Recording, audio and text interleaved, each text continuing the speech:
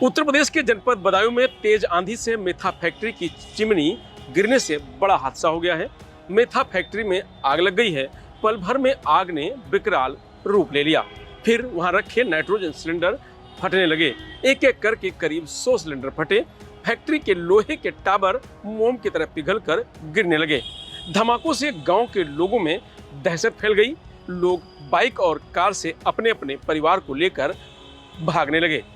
जिस वक्त घटना हुई उस समय फैक्ट्री में 200 से ज्यादा मजदूर काम कर रहे थे। सभी ने भागकर जान बचाई। हालांकि एक मजदूर का पता नहीं चला। आग इतनी भयानक थी कि 60 फीट ऊपर तक लपटें दिख रही थी। 3 किलोमीटर दूर से धुएं का गुब्बार दिखाई पड़ रहा था। रात 10:30 बजे से लगी आग पर अब तक काबू नहीं पाया जा सका है। सिर्फ 60% आग बुझी है। 100 से ज्यादा फायर ब्रिगेड कर्मी आग बुझाने में लगे हुए हैं। हालांकि हादसे में किसी के हताहत होने की कोई सूचना नहीं है।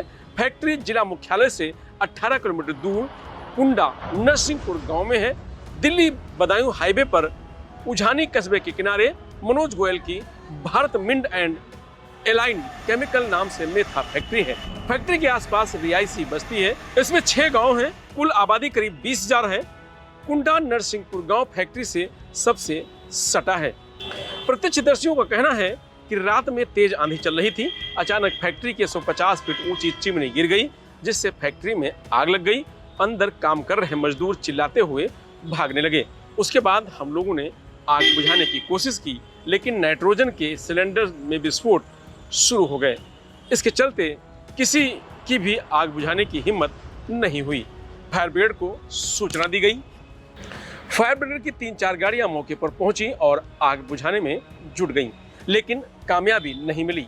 इसके बाद बरेली, मुरादाबाद, संभल और बदायूं से फायर ब्रिगेड की गाड़ियां बुलाई गईं, लेकिन आग इतनी भीषण थी कि टीमें फैक्ट्री के अंदर घुस नहीं पाईं और बाहर से ही आग बुझाने का प्रयास करती रहीं। घटना की सूचना पर पुलिस पहुंची। फिर पीएससी को भी बुलाया गया।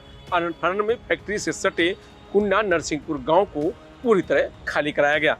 इसके अलावा दिल्ली हाईवे पर यातायात पूरी तरह रोक दिया गया। मुजरिया की तरफ से यातायात को डाइवर्ट कर दिया गया है। गुरुवार सुबह करीब 5 बजे अचानक फिर धमाका हुआ।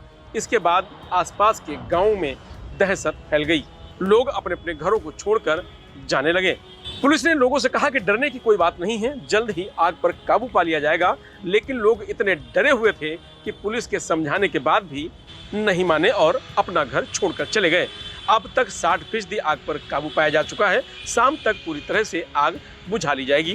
फिलहाल किसी के हताहत होने की कोई सूचना अब तक नहीं है। ये मेथा प्लांट में इतनी भीषण आग लगना, ये लगता है कि वास्तव में बहुत बड़ी ट्रेजेडी है।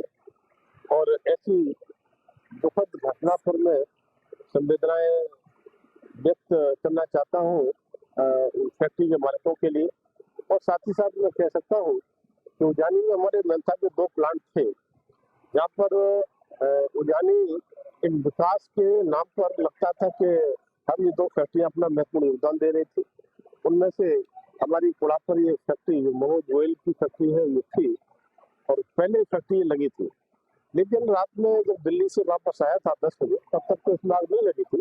उसके बाद में जिस तरह से कल बड़ी आंधी तूफान आया है और साथ में बारिश, तब मैं कहूँगा कि उस आंधी में जिनके वो टावर होते हैं, सबसे पहले उनके मालिक से मैंने बात की। वो तारे हमारे सामने ही दोनों टावर गिरे थे और उन टावरों में तेल होता है और वो तेल आपस में मिलने के कारण से ये आग लगने का कारण बना है, जैसा कि फैक्ट्री के मालिक मनोज गोयल का कहना है। तब मैं कहूँगा कि इसमें अभी तक मुझे कोई सूचना मिल रही है। मालिक का कहना है कि अभी तक कोई इसमें ट्रेजेडी नहीं हुई है। न तो मुझे डर लग रहा था कि हो सकता है कितने लोग फंसे रह गए हो, क्योंकि आग इतनी भीषण थी कि प्रशासन ने आसपास के जिलों से भी फायर गाड़ियां मंगवाने का काम किया था, लेकिन इसके बाद में भी ये आग पर काबू नहीं पाया जा सका। पूरा प्रशासन रात भर जगता रहा है। आप मीडिया के लोग आपने भी देखा है।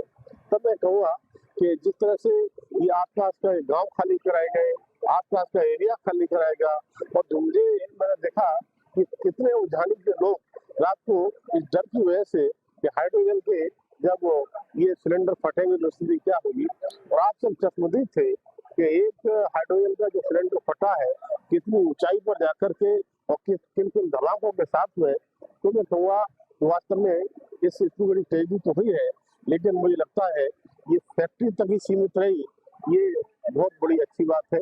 अन्यथा आंधी तेज चलती रहती, आग के समय बरसात नहीं होती, तो मुझे लगता है कि हम थोड़ा रसूख से लेकर पूरा घनी चपेट में आ सकता था, लेकिन हम बहुत बड़ी घटना से बचे भी हैं।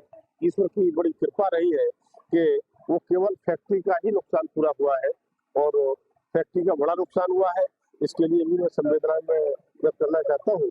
उसी के साथ मैं अपने प्रशासन को भी धन्यवाद देना चाहता हूँ कि पूरी तरह से पूरा प्रशासन हमारा, चाहे पुलिस प्रशासन हो या हमारा दूसरा प्रशासन हो, सारा प्रशासन रात भर जगता रहा है, लगा रहा है और आसपास के जिले, चाहे वो मुरादाबाद हो, चाहे बरेली हो, चाहे संभल हो, सब जगहों से फायर ब्रिगेड की गाड़ियां, और अभी तक आप देख रहे हैं कि आज हम देख रहे हैं कि 8 बजने जा रहे हैं, लेकिन रात में 10 बजे के आसपास आग लगी है और इतने घंटों के बाद भी ये धुआं उठ रहा है इतना बड़ा। और रात की जो लपटें देख रही थी 5-5 किलोमीटर दूर से देखी जा सकती थी। तब मैं भगवान को यही धन्यवाद देना चाहता हूँ कि उसने इस क्षेत्र को बहुत बड़ी त्रासदी से बचाने का काम किया है। ये मुसीबत जो आई केवल इस फैक्ट्री पर ही आई है और आज जिस तरह से मुझे लगता है कि धुआं उठ रहा है, ये जल्दी ही काबू पाने हम लोग, और मुझे लगता है कि जल्दी इसके बाद में बात करेंगे। गाँव में भी कल आपको जानकारी मिली होगी, पूरे गाँव जल रहे हैं। कल जो आंधी आई थी वह विकराल आंधी थी, उसमें जब मैं आ रहा था तो बड़े बड़े पेड़ टूटे गिरे थे। जब मैं यहाँ पर आया तो जानकारी मिली कि सहसमान के लगभग 200 घर 2 गाँव में जल करके राख हो गए हैं। बड़ी हो सकता है कि वहाँ भी प्रशासन ने पूरी मुस्तैदी से काम किया होगा, लेकिन मैं जनता को और बदायूं के नागरिकों को विशेष रूप से आग्रह करना चाहता हूँ, ये मौसम, इस प्रकार का मौसम, इसमें आंधी इत्यादि आती रहती है, इसलिए हमको बहुत ही सावधानी की आवश्यकता है। हम घरों से चूल्हे की रोटी बनती है तो उस तरह की सारी व्यवस्थाओं को करके रखें और जब तक आग बुझ न जाए तब तक अपने सामने उस स्थान को न छोड़ें। और मैं यही अपील करूंगा बदायूं के नागरिकों से, इस प्रकार का जो समय रहता है आंधी में, हम अपना भी बचाव करें, अपने गांव का बचाव करें, अपने क्षेत्र का बचाव करें, उसी से मुझे लगता है कि हम सबको राहत मिलने वाली है। पुलिस का कहना है कि राजकीय मेडिकल कॉलेज को अलर्ट पर रखा गया है, 100 बेड रिजर्व रखे गए हैं। इसके अलावा 25 एम्बुलेंस मौके पर मौजूद हैं ताकि जरूरत पड़ने पर घायलों का तत्काल इलाज हो सके। मुजरिया निवासी मुनेंद्र हादसे के बाद से लापता हैं। उसके 2 भाई बाहर निकल आए हैं। इधर हादसे के बाद यूपी सरकार ने जिला प्रशासन से रिपोर्ट तलब की है। हादसे के कारणों, मजदूरों की स्थिति और आग बुझाने की रणनीति जैसे सवालों के जवाब मांगे गए हैं। फिलहाल इस खबर में इतना ही। आप देखते रहिए लोकमत हिंदी।